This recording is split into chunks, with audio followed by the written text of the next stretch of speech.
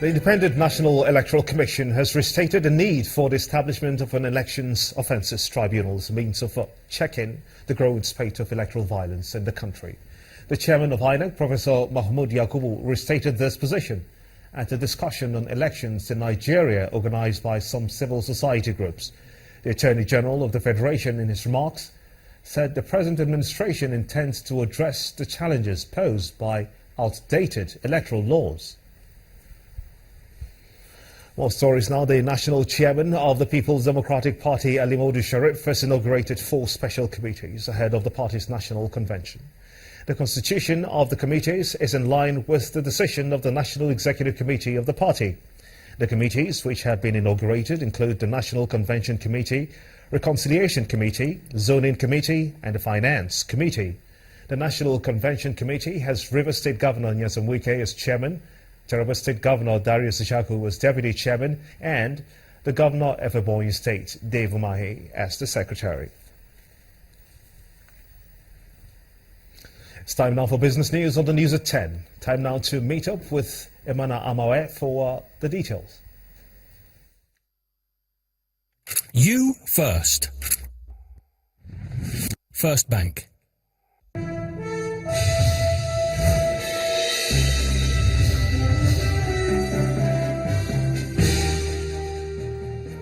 A very good evening to you and welcome to Business News.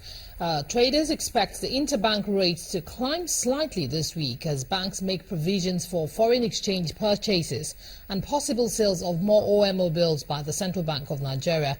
The overnight placement had risen sharply to around 13% about 2 weeks ago after the Central Bank withdrew about 400 billion naira from the banking system to meet new cash reserves ratio on deposits. Meanwhile, overnight interbank lending fell to 4.2% on Monday. The interbank rate reflects the level of naira cash liquidity in the banking system. Abia State Governor Okezie Ikpeazu has signed into law the 2016 appropriation bill of 101.4 billion naira, which represents a reduction from the 2015 budget of 102.4 billion.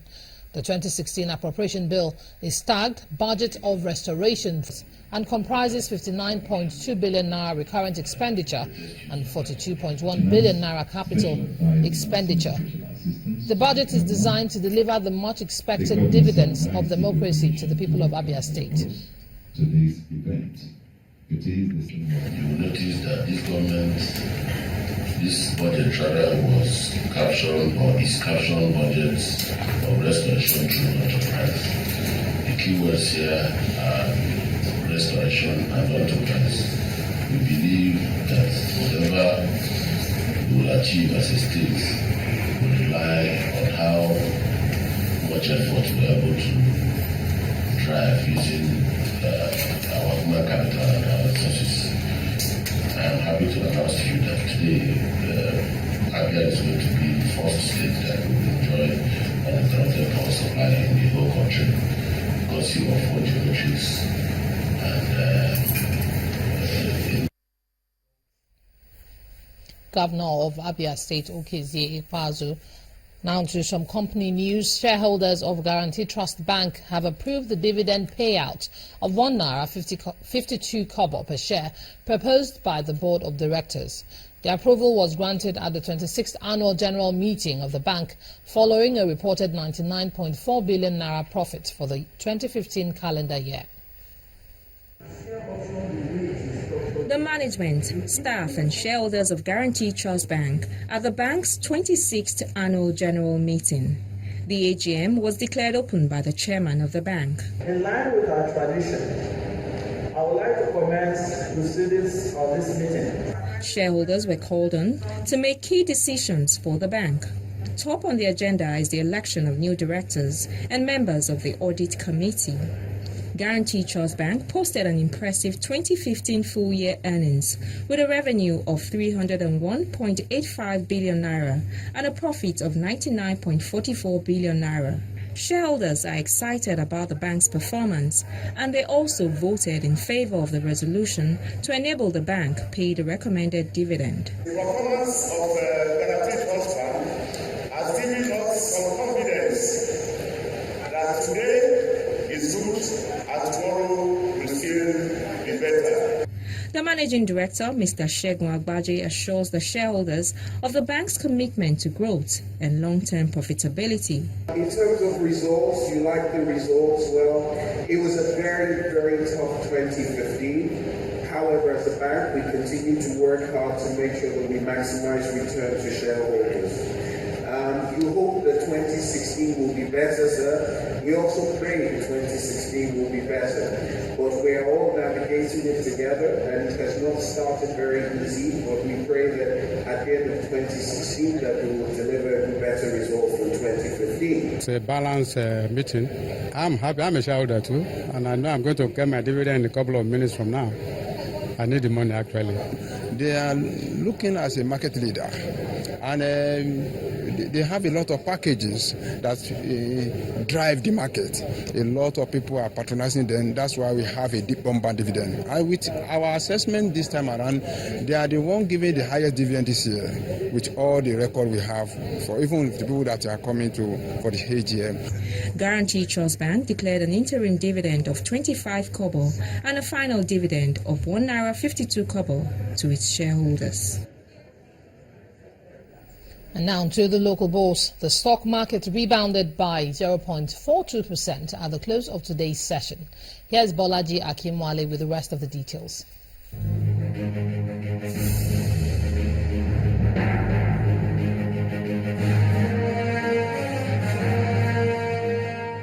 Welcome to the Stock Market Report.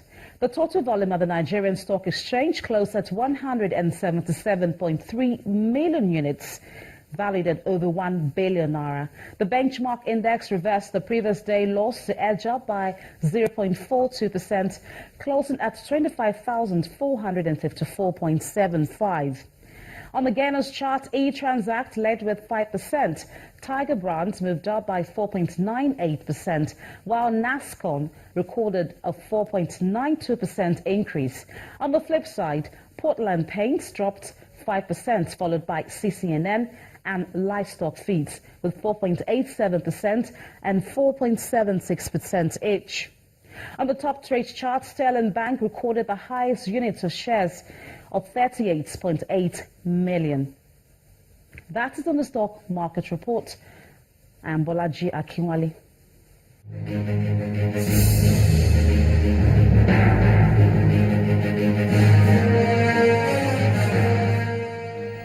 Thank you, Bolaji. We now flip over to the global equities market for the day's figures.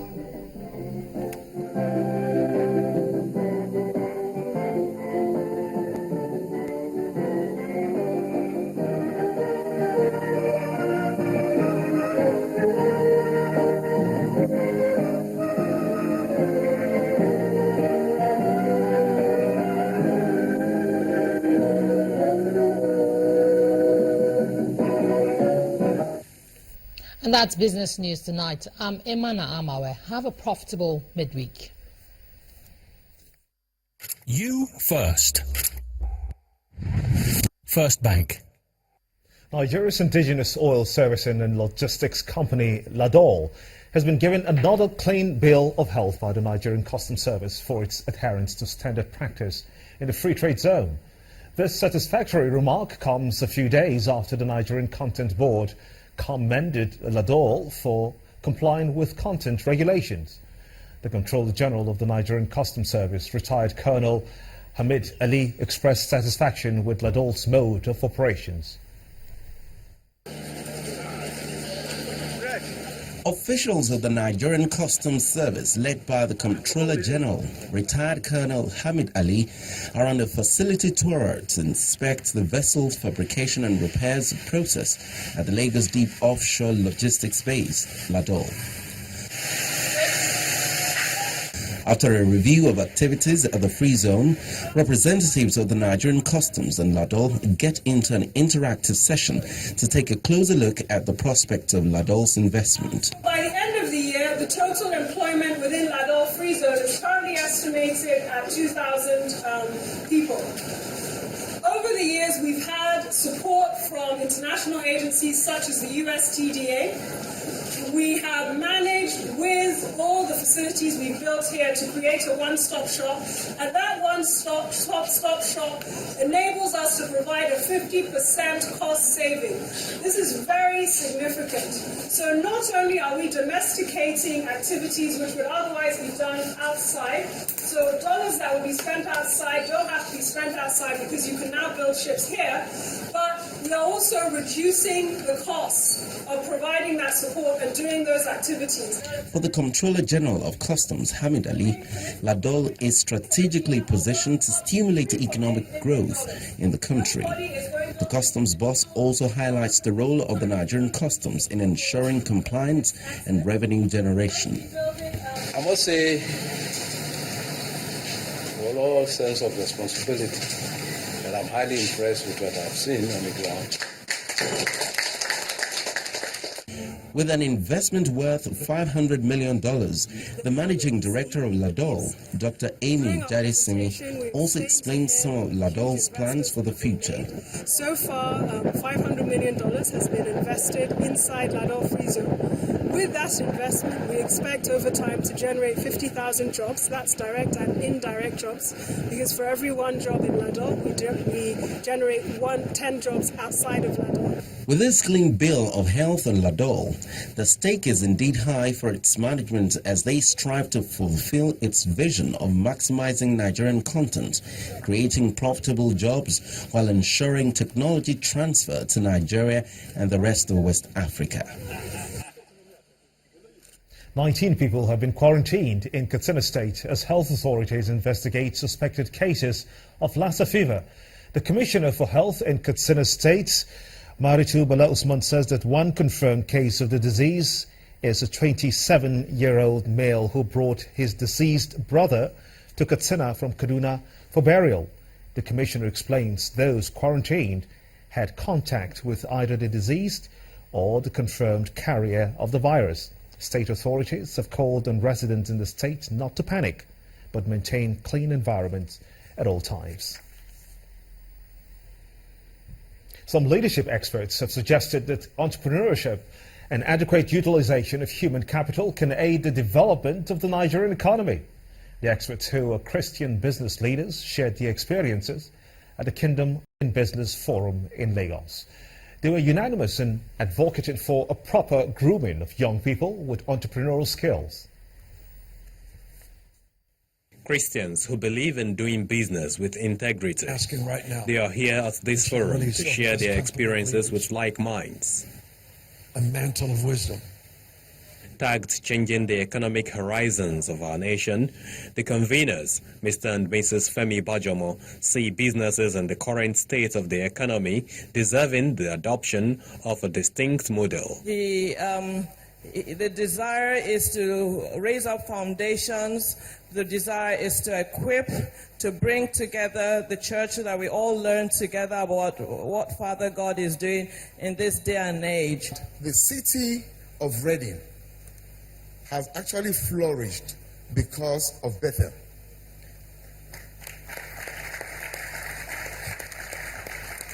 This is one of the reasons why we've felt it should be part of this meeting here today with business people so that the city of Lagos can flourish as well. The guest speakers, Pastors Bill Johnson and Blaine Cook from the United States, recognized for their legacies in leadership trainings around the world, gave insight on how a Christian can impact the world with resources.